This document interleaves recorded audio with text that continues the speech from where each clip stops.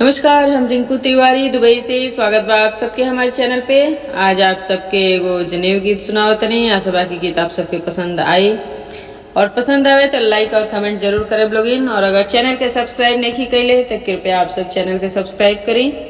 कि जब भी हम गाना अपलोड करी तो सबसे पहले नोटिफिकेशन आप सबके मिले। मोती लागल सड़िया रेनु बुआ पहिरले बड़ीला पर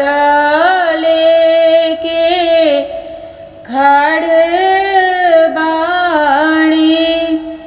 जड़ी लागल सड़िया री माँ बुआ पहिरले पर लेके खड़ बाड़ी सोने के चदरिया डिम्पल बुआ तन ले बड़ी ला पर लेके खड़ बाड़ी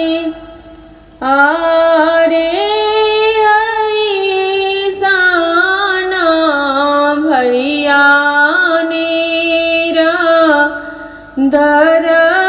दी तानी को नाही पसिज तारे भाभी के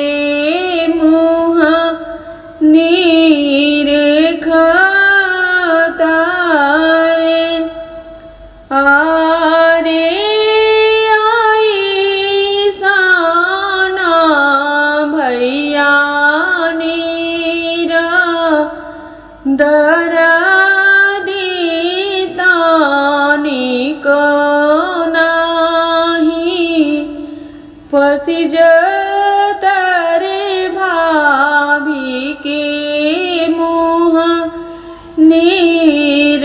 खातारे आरे आई साना भाभी नीरा मोहिया उलटियो ना ताके लीला परियो ना डालेली आरे